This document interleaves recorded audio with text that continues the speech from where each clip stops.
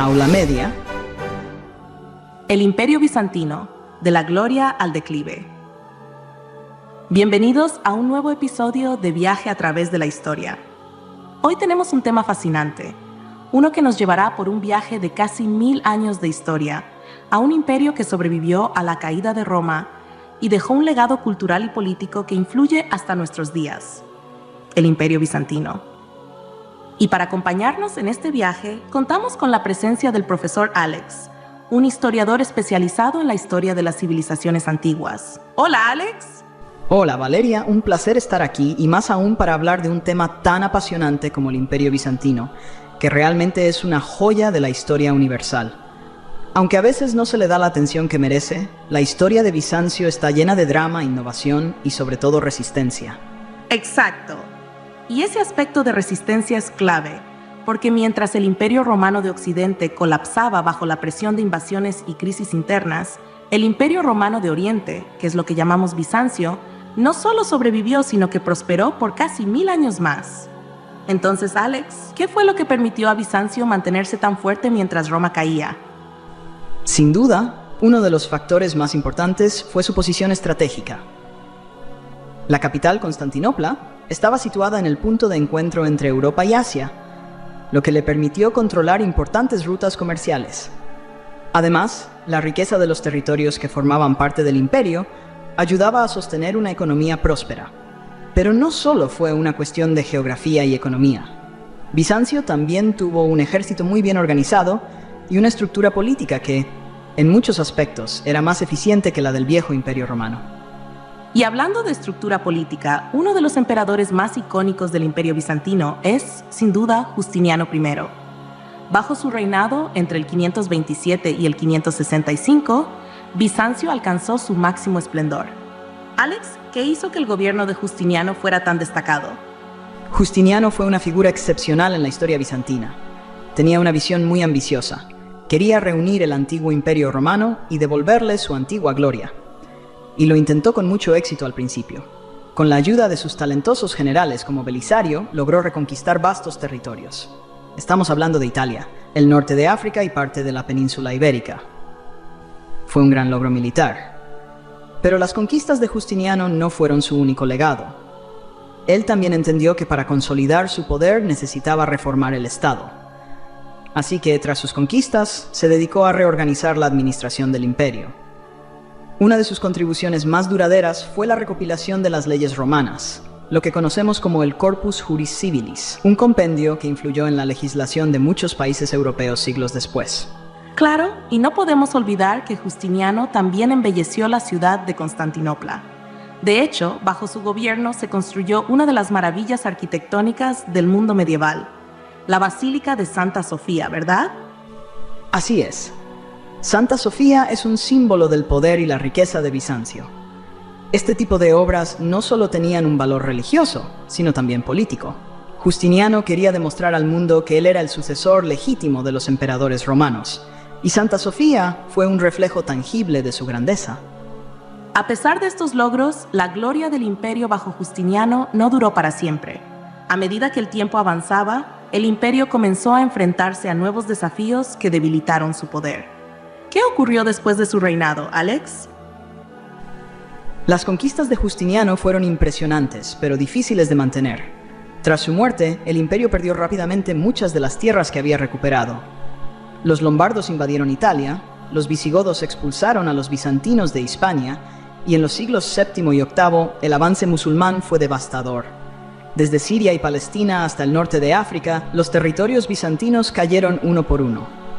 Por otro lado, los eslavos se establecieron al sur del Danubio.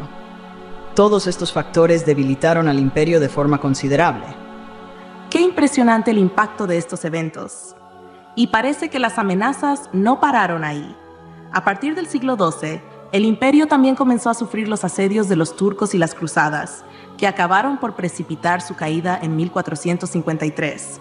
Ese fue un momento crucial en la historia mundial, ¿no es así? Definitivamente.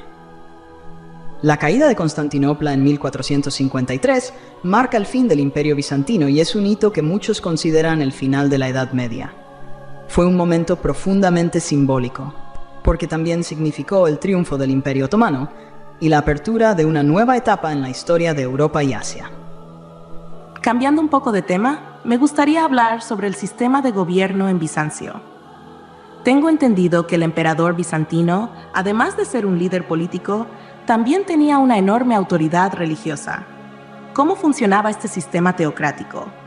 Correcto, Valeria. En Bizancio, el emperador no solo era el jefe de Estado, sino también el jefe de la Iglesia Ortodoxa. El título de Basileus lo consolidaba como una figura sagrada, un representante de Dios en la tierra. Esta concentración de poder es lo que conocemos como césaropapismo. Significa que el emperador no solo gobernaba en asuntos temporales, sino también en asuntos espirituales. Podía nombrar a los patriarcas y obispos, lo que le daba un control enorme sobre la Iglesia. Y hablando de instrumentos de poder, ¿cómo estaba estructurado el imperio para mantener esta monarquía teocrática? Para gobernar, el emperador tenía 3 herramientas principales: la burocracia civil, que estaba formada por funcionarios especializados; el ejército, que era muy numeroso y contaba con soldados de diversas nacionalidades; y finalmente, la Iglesia Ortodoxa, que estaba subordinada al emperador. Esta estructura le permitía tener un control casi total sobre el imperio. Pasemos ahora a la economía y la vida social en Bizancio, que también eran fascinantes. Constantinopla fue, durante mucho tiempo, uno de los centros económicos más importantes del mundo. ¿Qué hizo que la economía bizantina fuera tan exitosa? Bizancio tenía una economía muy diversa y poderosa. Por un lado, la agricultura era muy floreciente, pero también el comercio internacional era vital para el imperio. Constantinopla era el punto de conexión entre Asia y Europa, lo que la convertía en un lugar estratégico para el comercio de bienes como especias, seda y otros productos valiosos. Además, el control de rutas comerciales, como la ruta de la seda, le permitía a Bizancio tener una economía muy estable. Y dentro de la sociedad bizantina había una clara estratificación. Había una aristocracia terrateniente muy poderosa y también una clase de comerciantes que se enriquecía con el comercio internacional. ¿Nos puedes contar un poco más sobre cómo estaba estructurada la sociedad? Así es, Valeria. La sociedad bizantina era muy jerárquica y, como mencionabas, la alta aristocracia terrateniente tenía una gran influencia.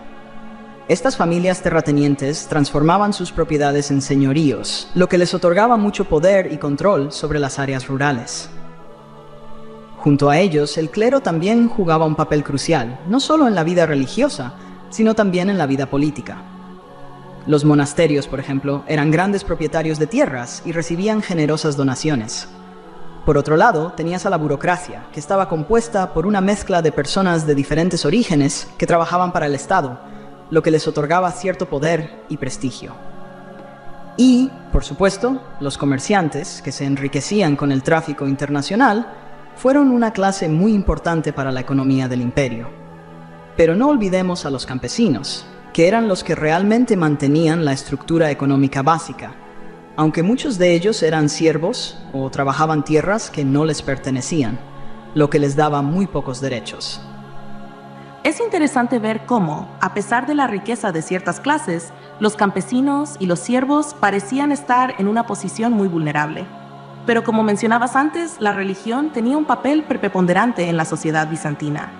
De hecho, hubo un conflicto importante sobre el uso de imágenes religiosas, los iconos, que incluso tuvo consecuencias políticas. ¿Nos puedes explicar un poco más sobre ese conflicto? Claro. El conflicto religioso más significativo durante la historia bizantina fue la controversia de los iconoclastas, que ocurrió entre los años 726 y 843. Los iconoclastas eran aquellos que se oponían al uso de imágenes religiosas, los llamados íconos, porque creían que su veneración equivalía a la idolatría. Para ellos, el único objeto de adoración era Dios mismo, y cualquier imagen era una desviación de esa fe pura. Este conflicto, que comenzó como una disputa teológica, se convirtió en una crisis política y social. Algunos emperadores, como León Tés, apoyaron la causa iconoclasta, mientras que otros, como la emperatriz Irene, defendieron el uso de los íconos. El impacto fue profundo, ya que no solo afectó la relación entre el emperador y el clero, sino que también profundizó la división entre el Imperio bizantino y el papado en Roma. Es fascinante cómo este tipo de disputas religiosas no solo afectaban las creencias espirituales, sino que también tenían implicaciones políticas tan fuertes. Y es que, cuando hablamos del Imperio Bizantino, es imposible no hablar de su arte y cultura. Los bizantinos fueron grandes exponentes del arte, especialmente en la arquitectura y el mosaico. ¿Cómo se reflejaba el poder del imperio en el arte de la época? Bueno, el arte bizantino es sin duda uno de los legados más impresionantes de este imperio. Los emperadores, especialmente Justiniano, usaron la arquitectura y el arte para demostrar su poder y magnificencia, tanto ante sus propios pueblos como ante los vecinos. Como mencionamos antes, uno de los máximos exponentes de esta arquitectura fue la Basílica de Santa Sofía en Constantinopla. Santa Sofía no solo era un lugar de culto, sino también un símbolo del poder imperial. Su grandeza y su estructura innovadora hablaban del control que el emperador tenía sobre el imperio y sobre la iglesia. Los mosaicos también fueron una forma de arte muy importante. Los muros de las iglesias bizantinas estaban adornados con mosaicos que no solo representaban escenas religiosas como Cristo o la Virgen María, sino que también transmitían la idea de la semidivinidad del emperador. Los mosaicos bizantinos eran muy coloridos, pero las figuras eran rígidas, como si estuvieran inmortalizando una imagen divina y eterna, lo que les daba una sensación de solemnidad y poder. Eso es impresionante, y realmente hace sentido que los emperadores utilizaran el arte para reforzar su imagen. No solo estaban construyendo una iglesia o un palacio, sino que cada detalle tenía un mensaje político y religioso. Ahora bien, a pesar de todos estos avances, como mencionamos antes, el Imperio Bizantino eventualmente empezó a decaer, y las invasiones, junto con los conflictos internos, finalmente llevaron a su caída en 1453. Pero Alex, aunque Bizancio cayó, su legado no desapareció por completo, ¿verdad? Exactamente. Aunque el Imperio Bizantino cayó, su influencia perduró de muchas formas. El legado bizantino fue fundamental para el desarrollo de la Europa medieval. Por ejemplo, el Corpus Juris Civilis que Justiniano compiló fue la base para muchas de las leyes europeas en los siglos posteriores. Además, Bizancio preservó una gran parte del conocimiento clásico, tanto griego como romano, y lo transmitió a través de sus universidades y bibliotecas. Cuando los eruditos bizantinos huyeron hacia el oeste, después de la caída de Constantinopla, llevaron consigo esos textos antiguos que luego influyeron en el Renacimiento. Es interesante pensar cómo la historia de un imperio que finalmente cae, como Bizancio, puede tener tanto impacto en el futuro. La resiliencia y la capacidad de adaptación del Imperio Bizantino nos muestran que, incluso en el declive, algo de esa historia perdura y sigue influyendo en el mundo. Así es. Aunque el Imperio Bizantino ya no exista, su impacto cultural, legal y arquitectónico sigue presente. Desde la preservación del conocimiento clásico hasta la arquitectura icónica, como la Basílica de Santa Sofía, todo esto dejó una huella duradera en la historia de Europa y del mundo. ¡Qué fascinante es todo esto! El Imperio Bizantino fue sin duda una civilización compleja, con su auge y su caída, pero también un legado que ha influido profundamente en el desarrollo de la historia occidental y oriental. Alex, ha sido un placer tenerte aquí para hablar de este tema tan importante. El placer ha sido mío, Valeria. Es un tema que siempre me apasiona y creo que es fundamental conocer la historia de Bizancio para entender mejor cómo llegamos al mundo moderno. Gracias por invitarme. Y a ustedes, queridos oyentes, les agradecemos habernos acompañado en este nuevo episodio de Viaje a través de la historia.